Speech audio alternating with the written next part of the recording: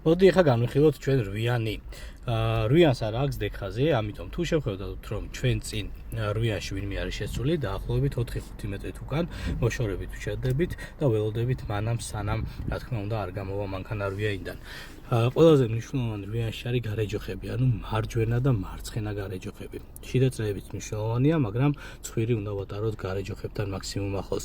თუ ჩვენ შიდა წრეებთან ახლოს ვივლით, მანქანის სიგრძის გამო უკანასაბურავი კვეთავს ჯოხს და ზოლს და იჭრებიან გამოსვლაზე. ეს ყველაზე ძალიან ეხება გადასვლებს, ანუ პირველი ეტაპიდან მეორეში გადასვლას, მეორედან მესამეში და მესამედან მეოთხეში გადმოსვლას. ძირითადად მანდ იჭრებიან, იმიტომ რომ უკანასაბურავი რა თქმა უნდა ხაზს კვეთავს და ჯოხს ერთად ვერ ხვდებიან და ამაზე ჭრიან. ამიტომ თავიდანვე შესვლის დროსვე უნდა დავიჭროთ ცხვირი გარეჯოხებთან ახლოს. სამწუხაროდ რვიაში ერთი მანევრი არ არის საკმარისი, ამიტომ სუნდა ათამაშოთ საჭე. მივიწევით მარჯვენა ჯოხებთან ახლოს, როდესაც მივალთ მაქსიმალურად ახლოს, გადავუხვევთ მარცხნივ საჭეს. როგორც კი შევხედავთ სარკეში, რომ აქეთ დიდი სივრცე გვაქვს და იქით უფრო პატარა სივრცე ვრჩება, უდნავ მარჯვნივ ვიღებთ და მე ისევ მარცხნივ ბოლომდე. აი ნახე, აი ჯოხს დააკვირდით გადასვლის დროს, როდესაც მეორე ეტაპზე გადავდივართ, ახლოს უნდა ჩაუვაროთ ბოლო ჯოხს, კუთხის ბოლო ჯოხს. ამასთან ახლოს არ ჩადიან ხოლმე, მიდიან მარცხენა მხარესთან აქეთ ახლოს და უკანასაბურავი რო უვლის ჯოხს და ზოლს, ამიტომ იჭრებიან. გავსწორდებით შემდეგ და კუთხის ჯოხიდან ვიწყებთ ისევ სიახლოვეს. ნახევარზე მეტი ჯოხები რო დაგვიმალება, ვიწყებთ ბოლომდე მარჯვნივ.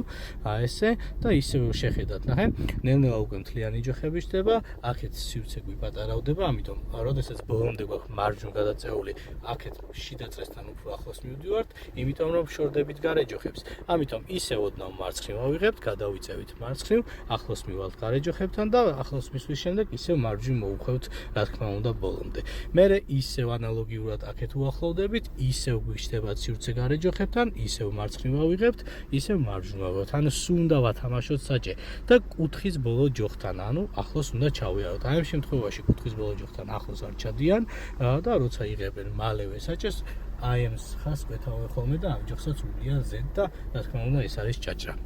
ისევ ვიწყებთ გარეჯოხებთან გადასვლას, ახლოს მივალთ, მოუხვევთ მარცხნივ ისევ და ახლოს რომ მივალთ, რა თქმა უნდა შეგვიძლია წინა ცხვირითაც და გვერდზე სარკითაც გავსაზღვროთ თუ ვეტევით თუ არა რვიაში. ისევ კუთხის ბოლო ჯოხთან ახლოს ჩავივლით და აქეთ ნახე რა კაი სივრცე ვრჩება და რა თქმა უნდა გავდივართ და მეორეჯერ აღარ შევდივართ რვიანში.